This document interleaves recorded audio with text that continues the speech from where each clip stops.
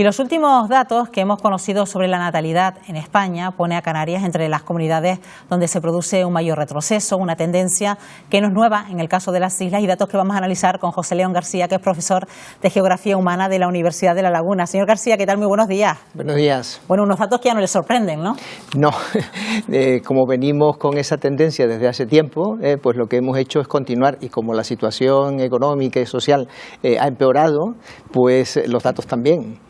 ¿Y qué factores podemos encontrar? Porque podemos decir que son factores eslabones de una misma cadena, ¿no? Una cosa nos lleva a la otra, ¿no? Sí, efectivamente.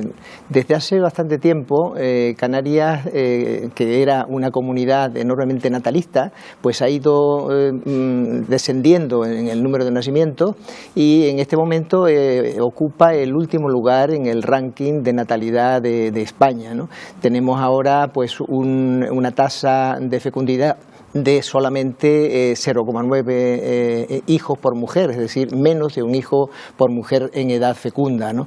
Esto se debe en parte, en el caso de Canarias, a el encadenamiento de un conjunto de factores que tienen que ver con pues las crisis económicas, tienen que ver con el desempleo, con la falta, el bajo salario que reciben en Canarias los que trabajan, etcétera, etcétera, ¿no? Es decir, un conjunto de factores que hacen que la gente decida no tener hijos o retrasar la edad para poder tenerlos, de manera que en definitiva y en conjunto la natalidad desciende y ha descendido enormemente, de manera que en este momento la diferencia entre nacimientos y defunciones es negativa, es decir, ya la población por ese factor decrece, y decrece de manera continua desde hace ya unos cuantos años. Bueno, hablaba usted de situaciones críticas, y en el año 2008 también hubo una crisis económica y también la natalidad empezó a caer, y no sé si desde entonces no ha remontado. Efectivamente, en el caso de Canarias no ha remontado, ¿no?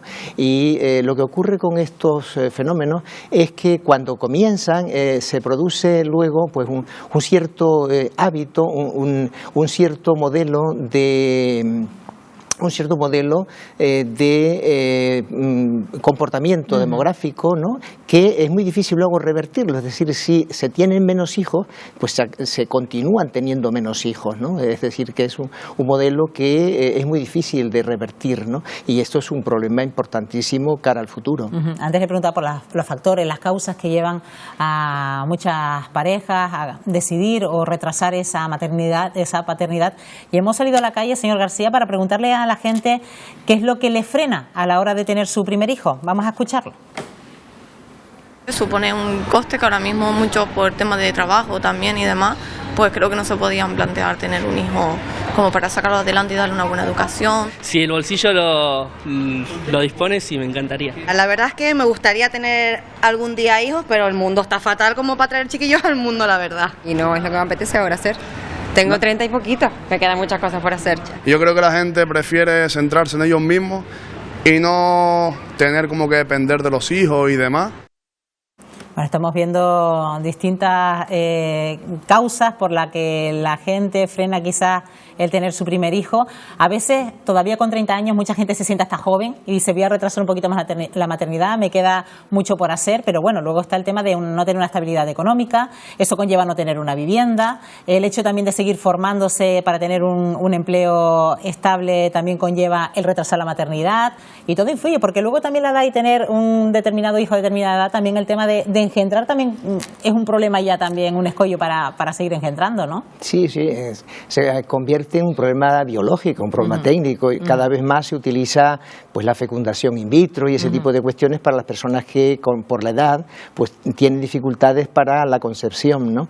Lo que decían algunos de los entrevistados es real, y es que el tener hijos o no tener hijos es también una cultura. Es decir, una filosofía de vida, ¿no? Entonces estamos en una sociedad en la que esa cultura ha evolucionado. Tenemos una sociedad mucho, digamos, más hedonista, en el sentido de que, y aparte de todos los problemas que usted ha mencionado, que son muchísimos y desde luego son reales, implican que la gente decida no tener hijos o retrasar la edad, ¿no? Pues también la cultura, la filosofía, un hijo para qué, me va a complicar la vida, vida, etcétera, etcétera, pues no lo tengo, bueno, ya se verá cuando mejore la situación, ¿no? Y con esa forma de pensar y esa forma de proceder, pues pasa el tiempo y resulta que la natalidad desciende enormemente, ¿no? Entonces dicen los expertos que una de las cuestiones más importantes en este momento es intentar revertir esa cultura en relación con la familia, porque es importante tener familia o no lo es, ¿no? Cada vez hay más personas que viven solas y eso con el paso del tiempo, con la edad, pues es un problema enormemente muy grave para las personas, para las familias, ¿no? Para las personas que viven solas, ¿no?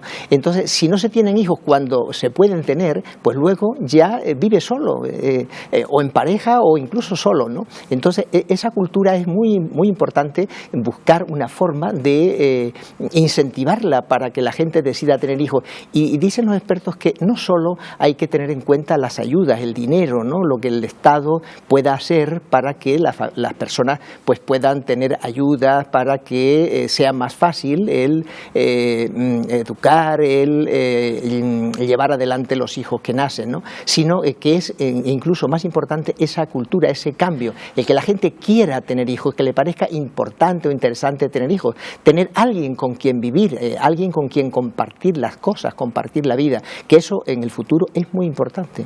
Claro, porque el hecho de que la población canaria tienda a ese envejecimiento, la población española en general, trae consigo otras exigencias desde el punto de vista sanitario, desde el punto de vista económico, desde el punto de vista laboral, desde el social, es decir, son otras exigencias que no sé si para esas exigencias estamos preparados en España.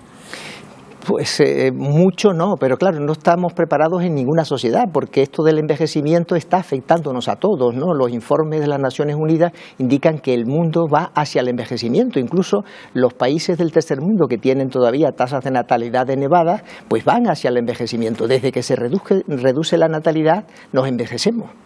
Se envejece la población. ¿Cómo? Pues porque hay grupos que nacen mucho más reducidos que las generaciones anteriores, que son más amplias, ¿no? Por tanto, al reducirse la base de la pirámide, la parte alta queda resaltada en términos relativos, ¿no? Por tanto, aumenta, siempre que disminuye la natalidad, aumenta el envejecimiento. Y claro, además de ese factor, que es un factor derivado en parte de la reducción de la natalidad, hay otro factor importante, ese muy positivo, y es que se está produciendo desde hace mucho tiempo un alargamiento de la vida, ¿no? Un alargamiento del número de años que vivimos. Por tanto, los dos factores hacen que en la cúspide de la pirámide haya cada vez más personas que, claro, con el paso del tiempo, con el envejecimiento, pues tienen sus achaques, tienen problemas sanitarios, hace falta mayor recursos, hace falta mayores servicios para atender a toda esa gente, ¿no? Con lo cual, vamos de todas maneras hacia una sociedad más envejecida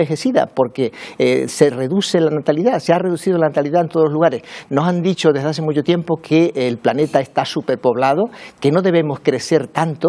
En algunos países de corte dictatorial como China, por ejemplo, durante 30 años han practicado la política de un solo hijo, pues ahora ya tienen un problema enorme. Al contrario, están intentando incentivar de nuevo los nacimientos porque la población se les ha envejecido, ¿no? Bueno, pues no se sabe qué es peor, ¿no?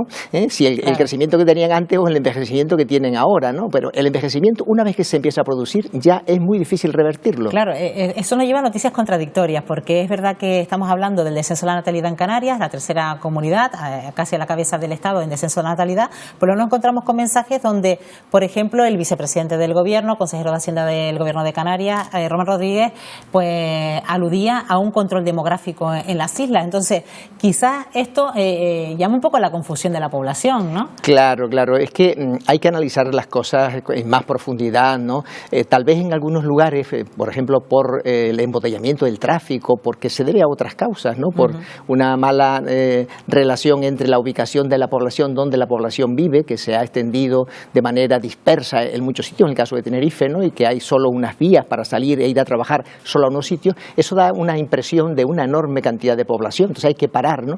Pero ¿qué ocurre? Pues que la población población de manera natural decrece y además decrece en varios miles de personas cada año. Lo que hace que la población de Canarias aumente ahora, sigue aumentando un poco con unas tasas pues relativamente destacadas, pero no altas, no como de otras épocas, ¿no? Es la inmigración. Entonces, ¿qué es lo que se quiere? Y evitar que haya movimientos migratorios de unas regiones a otras dentro de la Unión Europea, dentro del propio país, ¿no? Hay que planificar las migraciones, hay que pensar en qué actividad laboral es la que demanda empleo, etcétera, etcétera, y eso digamos que planificarlo, relacionarlo, ¿no? Pero lo que dice el vicepresidente no tiene razón de ser, ¿no? No tiene razón de ser. Vemos los datos. ¿Qué queremos? Una población hiperenvejecida en los próximos años, la más envejecida del país. Bueno, pues dejamos esa cuestión en el tintero. José León García, profesor de Geografía Humana de la Universidad de La Laguna. Gracias, como siempre. Buenos días. Gracias a ustedes.